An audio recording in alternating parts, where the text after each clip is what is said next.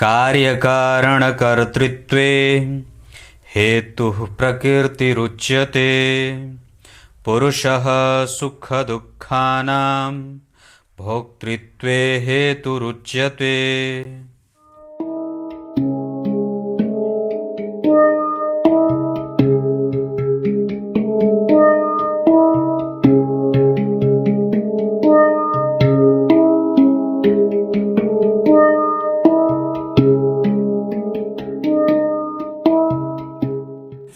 प्रिय दर्शकों नमस्कार। एक बार फिर से उपस्थित हूं आप सबके सामने मंगलवार के कार्यक्रम में धन भाव में स्थित ग्रह को लेकर के चर्चा उपस्थित है। और धन भाव में कुछ ग्रह बैठ जाएं, कुछ ग्रहों की दृष्टि पड़ जाए तो व्यक्ति निश्चित ही धनवान होता है। इसी कार्यक्रम के साथ उपस्थित हूँ, कहीं नहीं जाना है, बिल्कुल बन के रहिएगा। शुरू करते हैं आज का कार्यक्रम। आप लोग कार्यक्रम प्रत्येक दिन देखा करिए, ये बात मैं बार बार कहता हूँ। और कार्यक्रम देखने के बाद अवश्य ही जय श्री कृष्णा लिया करिए नाम, और अपना डेट ऑफ बर्थ वगैरह भी अगर डालें तो अच्छी बात होगी। सुबह उठ करके सबसे पहले अपना और अपने इष्ट का नाम लेना चाहिए। भीमसेन का नाम लेने से कितने दुख दूर हो जाते हैं। द्रोणाचार्य के नाम लेने से, कृपाचार्य के नाम ले लेने से, द्वादश भागवतों के नाम ले लेने से, गौ माता का नाम ले लेने से, गंगा मैया का नाम ले लेने से, अपने गुरु तुल्य जो गुरु लोग हैं, जो गुरु के सदृश हैं, उनका नाम ले लेने से, उनका स्मरण कर लेने से दिनचर्या अच्छी बीतती है। ये नहीं कि आप किसी का भी नाम ले लें और कुछ भी ऐसे दिन की शुरुआत ऐसे नहीं करनी चाहिए। शुरू करते हैं आज का कार्यक्रम, कहीं मत जाइएगा, बिल्कुल बन के रहिएगा। आपको मैं 3 श्लोक बताऊंगा और तीनों श्लोक के 3 अर्थ, और तीनों ही धन भाव से संबंधित हैं। शुरू करते हैं। सबसे पहला है धनालयस्थो किलमंगलेन्दु दृग्दोषदौ मंद विलोकनेन शनिर्धनस्था नगतः करोति धनाभिवृद्धिम च बुधेन दृष्टः।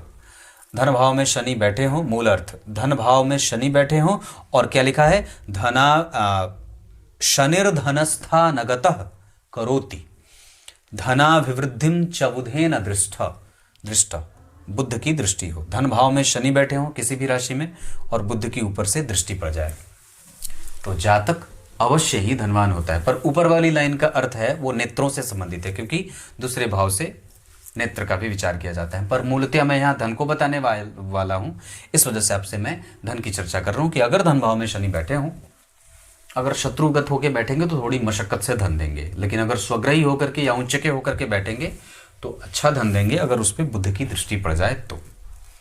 ये प्रत्येक लग्न के लिए कुंडली पे लागू होगी, और ये लग्न कुंडली में ये क्षेत्र देखना है। अब आइए आपको दूसरे श्लोक पे लेके आता हूँ। अब दूसरे सिद्धांत पे लेके आता हूँ। दूसरा सिद्धांत और सूत्र ये है धन भाव को लेकर के। श्लोक है यहाँ, धने दिनेशोति धनानि नूनम करोति मंदे न चेक्षितश्च शुभाभिधाना धन भाव संस्था नाना धनाभ्या गमनानि कुर्युः।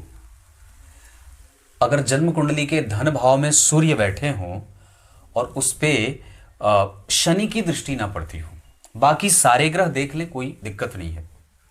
बाकी शनि मतलब यहाँ पे ये बात मूलतः है कि अगर धन भाव में सूर्य बैठे हों तो बहुत अच्छी बात होगी, पर सूत्र में ये भी है कि वहां पे अगर शुभ ग्रह की राशि बन जाए और शुभ ग्रह की राशि में अगर सूर्य बैठे हों और शनि की दृष्टि न पड़ती हो तो व्यक्ति अवश्य ही धनवान होता है। ये दूसरा सिद्धांत था। अब आइए आपको क्या बात कही कि शुभ ग्रह की राशि में सूर्य बैठे हों और उस पर शनि की दृष्टि न पड़ती हो, तब व्यक्ति अवश्य ही धनवान होता है। अब तीसरे सिद्धांत पे लेके आता हूं। अब जन्म कुंडली के धन भाव से संबंधित तीसरे सूत्र पे लेके आता हूं। तीसरा सूत्र ये कहता है, और श्लोक ये है, गिर्वाण वंद्यो द्रविणोपजातः सौम्यक क्षितिश्च द्रविणं करोति सोमेन दृष्टो धन भाव संस्थः सोमस्य सूनुर्धनहानिदः स्यात्। इसका अर्थ है बृहस्पति धन भाव में बैठे हों, गुरु धन भाव में बैठे हों और उस पे बुध की दृष्टि हो, और या तो फिर बुध धन भाव में बैठे हों और उस पे चंद्रमा की दृष्टि हो, तो व्यक्ति निश्चित रूप से धन का मालिक होता है। आपको अपनी कुंडली में यही चेक करने की आवश्यकता है कि 3 में से 4 में से जो भी मैंने सूत्र बनाए, सबसे पहला शनि बैठे हों और बुध से दृष्ट हो, सूर्य बैठे हों शुभ ग्रह की राशि में और शनि की दृष्टि न पड़ती हो, और तीसरा सूत्र, गुरु बैठे हो बुद्ध की दृष्टि पड़ती हो। और चौथा सूत्र, बुद्ध बैठे हो और चंद्रमा की दृष्टि पड़ती हो। तो इसे धन प्राप्त करने में जातक को सहायता मिलती है। अब आइए गीता जी के श्लोक का अर्थ बता देता हूं। गीता जी के 13वें अध्याय के 21वें श्लोक में भगवान ने प्रकृति और पुरुष के बारे में यही बात कही है कि ये दोनों अनादि हैं, ये अनादि हैं और प्रक्रम जो है जीवन का वो इन्हीं दोनों के मध्य से चलता रहता है। ये सब ही जिम्मेदार होते हैं। मैं आपको आपके लेवल पे आके बता दूं, यही दोनों प्रकृति और पुरुष तत्व ही व्यक्ति के जीवन को चलाने में जिम्मेदार या सहायक होते हैं। यही भोक्तापन और व्यक्ति को भोगवाने में और जिम्मेदार होते हैं।